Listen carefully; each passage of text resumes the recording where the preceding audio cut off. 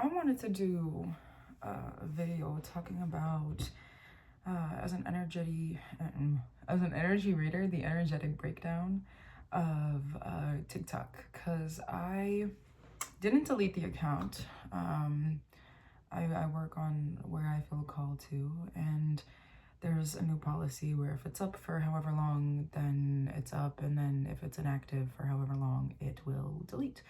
So that's kind of the path that I'm taking. I did delete the app though, so I don't, don't look at it or I'm not present on it.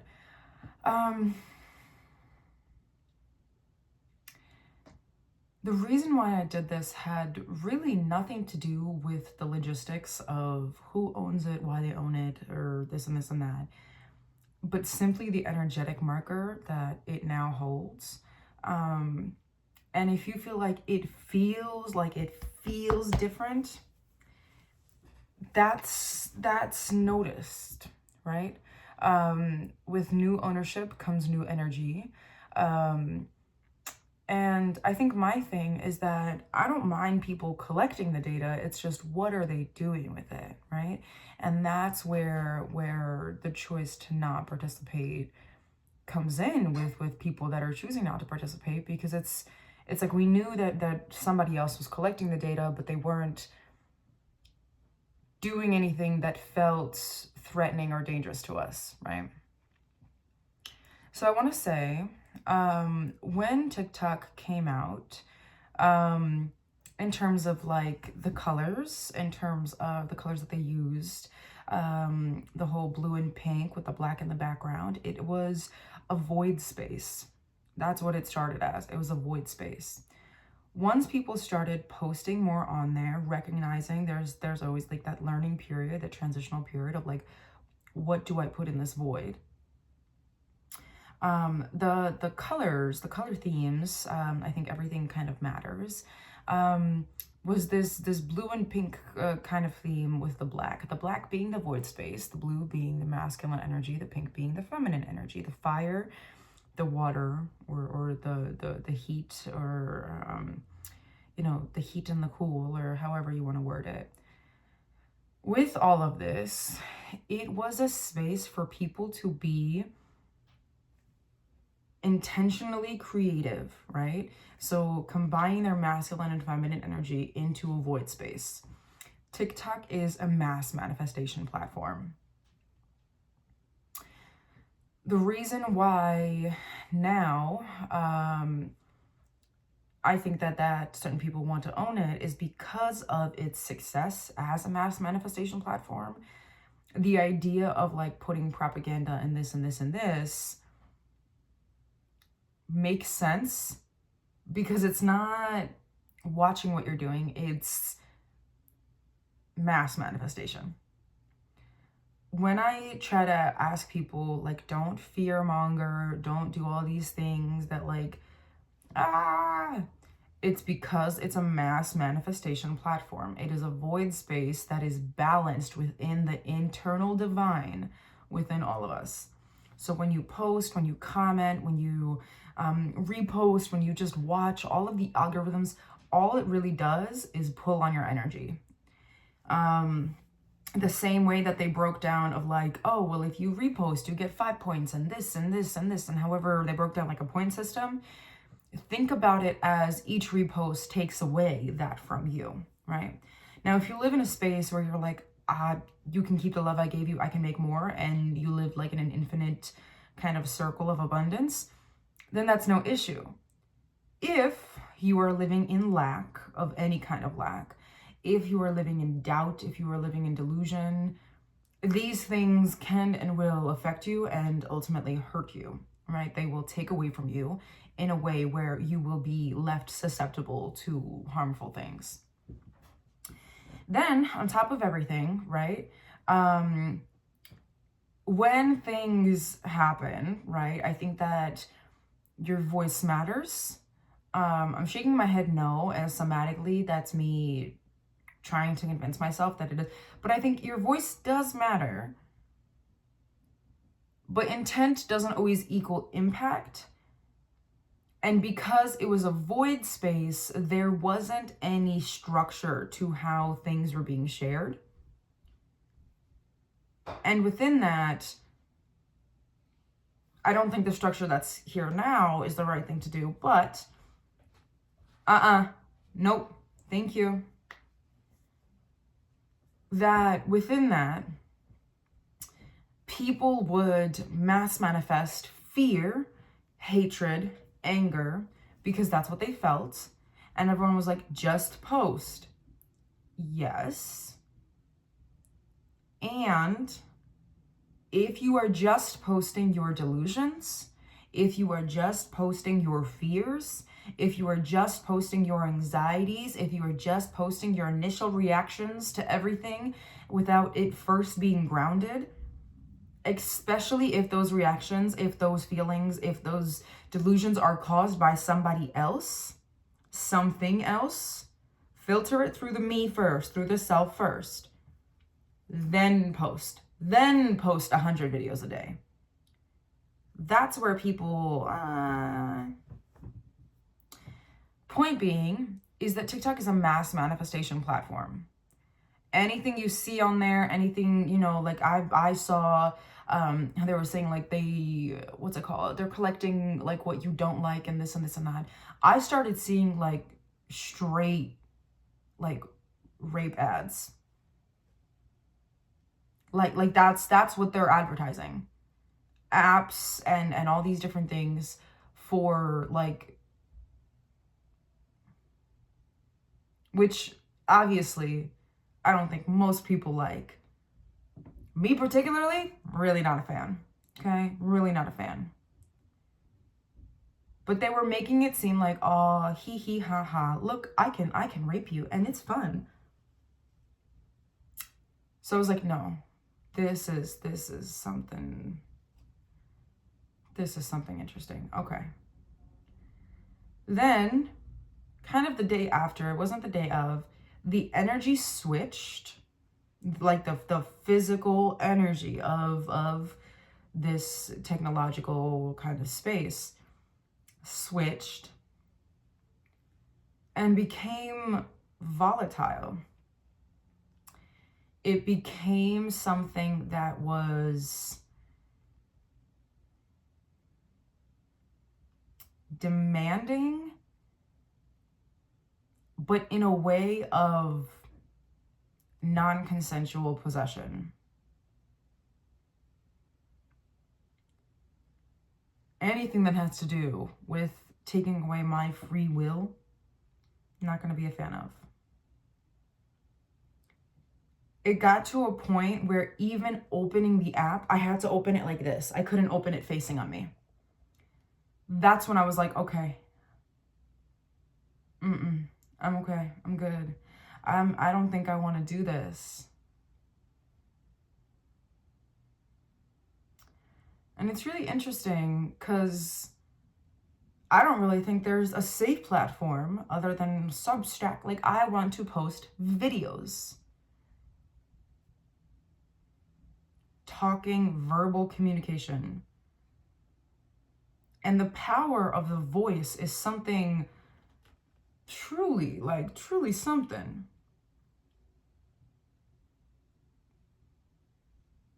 And I feel like my only options now are to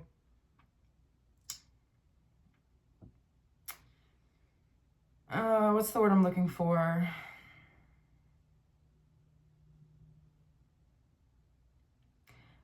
To find sufficiency in what's available.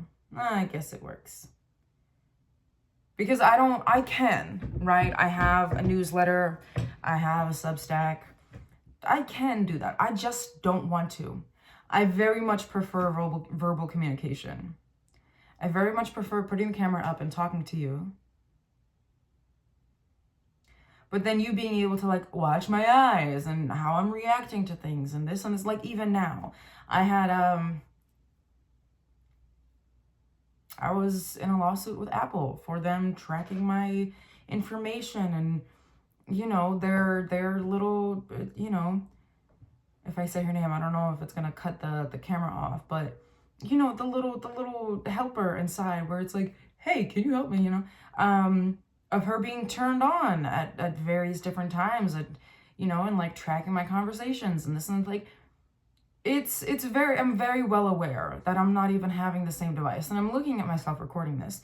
There's a big yellow bubble around my face and it's following me, and even that is unsafe, right? It feels unsafe, it is unsafe in the reality of what's going on.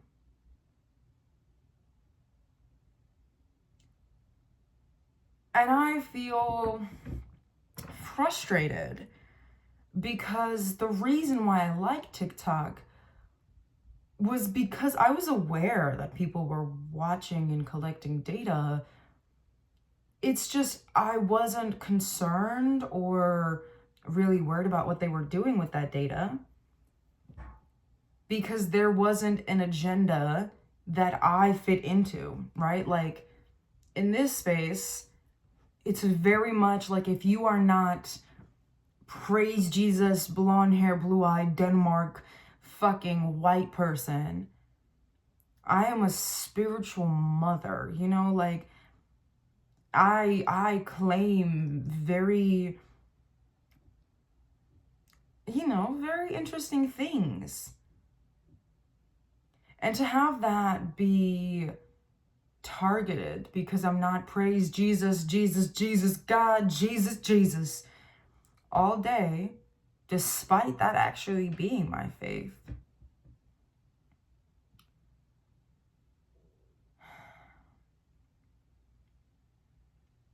I wasn't worried about what the Chinese Communist Party was doing with my information because I was not a threat to them. They don't really care about a white girl talking about chakra alignment.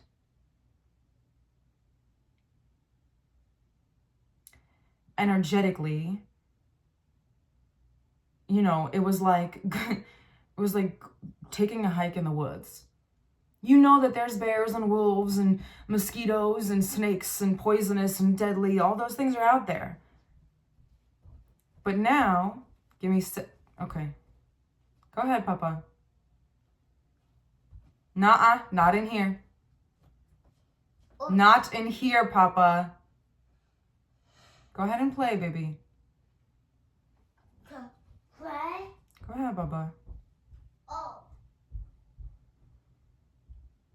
To fear having your child on camera.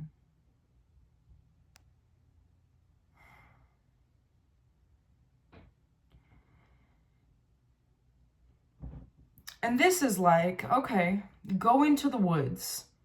But now we have covered you in, you know, or like go for a swim. You know the sharks are out there. But now we have coated you in seal blood. We have attached 10 pounds of fucking deer, deer meat to your arms and legs. Now I'm scared, okay? It talks about the idea of an active threat and a passive threat. If I started saying, oh my God, the Communist China Party, and then all these things, then maybe I'd be a threat to them. But because I knew I wasn't a threat to them, I didn't feel scared. Just minding my business. But now, minding your business puts a target on your back, on your front, on your side, everywhere. All for the idea that if you know you're being watched, you'll act differently. It is a ploy to try to act you to be not yourself, to conform, to consume, to commit.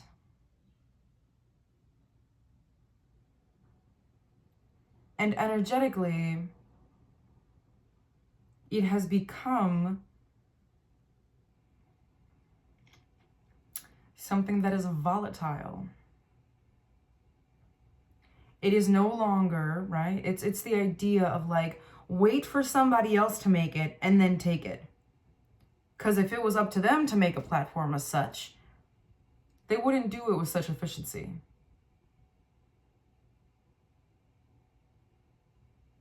They couldn't. They literally don't have the capacity. And I say not as an ignorance, but like stupidity. They literally don't have the capacity to put together a platform such as this that is the divine embodiment of a void space on Earth. Because it's not about numbers and coding and this and this and that. It's about what it was energetically. And energetically, it was a space for the divine masculine and the divine feminine within all of us to meet at a void space and create, right?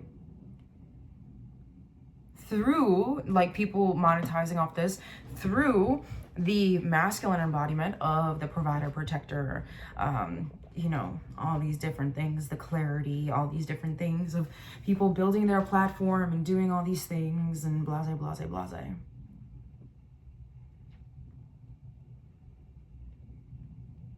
And to be able to own something like that and to turn it against its intended purpose and repurpose it. So one of the biggest business models is like, why build it when I could just wait to take it from somebody else, when I could just take what somebody else has built, right? Nothing is new under the sun, right? But they don't want it to be, because new things mean unexplored spaces, means that I have to put together a team and this to explore this new space and da da da da. And it's much easier to just monetize on what's already built, to steal and monopolize what's already been built. You know, it's much easier this way. That's why having autonomy, especially as, you know, business creators, if you're creating a platform like TikTok or Upscroll or this or that, do not sell out. Make sure that the people around you are safe if it ever comes to the idea of, you know, sell it or we become violent, because that is 100%. That's 100% available to people. If you think that that's not, you know, like a reality, because it's all about monopolizing. So if you can't monopolize on something that has 18.4, whatever million users. I'm thinking back to like American Gods with the Shard project or whatever the fuck they were trying to create. It is a temple of the mind. It is a church of the mind. When you are able to take a mass manifestation platform and put on it what you want and you know, think of like a stage, right? And people stay there because, you know, various different reasons. But, you know, if they're like, oh, well, this is my livelihood. Like, this is, if you're, you know, a movie critic and all the movies you have to watch are propaganda, you come into this space where it's like, well, I have to watch these, but I also recognize that watching these is putting me in a mind space, especially if you don't take the time, whether that's through religion or, you know, meditation, to be sovereign in your thoughts. Then it takes the time to be like, oh, well, I'm in a space where I have to do this, right? Like, I have to sit in this chair and watch this thing for my livelihood. That's exactly what they need. To overprice everything so that there's literally, in your mind, there's no other option. There's no other option but to accept the poison. I can't afford, it's poverty of the mind, right? I can't afford groceries, so I'll get ramen and you know, Chef Boyardee because I can afford those. I know that they're poison for my body, but that's what I can do. I have to survive. It's went from food to medicine to now media. My thing is, if once you become aware of it, it's a lot easier to start looking for other spaces and other places, because all it takes is one person to be like, hey, I really don't want to do this. I really don't want and say, okay, well, I have my talent. Does the sauce make the chef, or does the chef make the sauce? Because if people are enjoying me because of my talents, does it matter what platform I'm on or what movies I'm on? Maybe you'd stop reviewing movies that are, you know, renowned and, you know, Wuthering Heights and Suicide Squad and these things, and then you start reviewing, you know, individual movies of like homemade movies, and not those kind of homemade, but like, you know, people that are like doing like amateur movies and trying to be video makers, and maybe you become part of the next platform that creates a platform for the people that want a platform or creating a platform. And that's the way to break out of the cycle, right? To take a bet on yourself, especially if you've already done it with TikTok. If you quit your job and join TikTok to this and this and that, or able to monetize it, now you know you can do it. What, it's the same fear that you can't do it again? Where's that fear coming from? Because you literally have proof. You have proof that you can do it. You've done it. There is your proof. What, because now there isn't a cushiony, a nice cushion for you to fall on if you fail? What's more important to you? Because at the end of the day, I'd just rather not.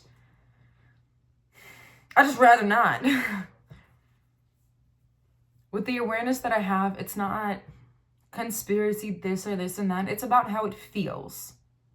Energetically, it feels volatile. It feels possessive. It feels rapey, is what it feels like. It feels like I'm being forced, eyes peeled, like glued open. Watch this or else. I don't want to keep watching ads for rape. No.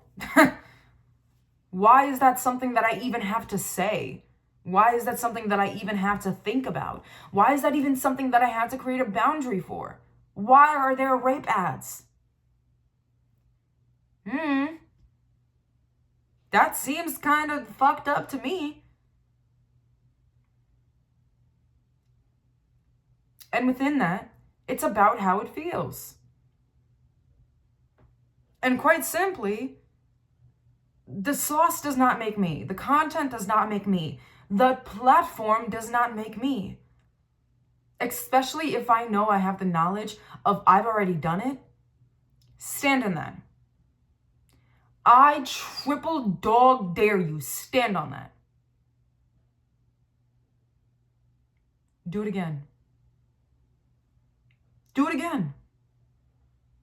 Be the change you want to see in this world. And if you are part of the change that wants to be complacent, compliant, consuming, you know, if that's what you want to be, if you want to be committed to your own poverty, whatever, like, and I'm not talking about money, I'm talking about wealth.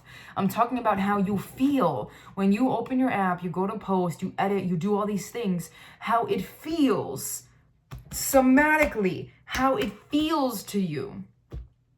Because to me, it felt like I was being forced, tied down, and eyes pried open to watch things that I didn't want to watch, to see things that I didn't want to see, to hear things. It got to a point where it caused war within my body. Nothing, and I mean nothing, is worth that. I don't care. Now we're back to reading books. A whole lot of them. Because I'm not going to sit there and have this spiritual rape continue to try to take over what I'm... Because that's really all it is. That's what it feels like. What it feels like somatically, the energy of this, is I will make you. And I guess it's your choice what you're going to be made to do or to be.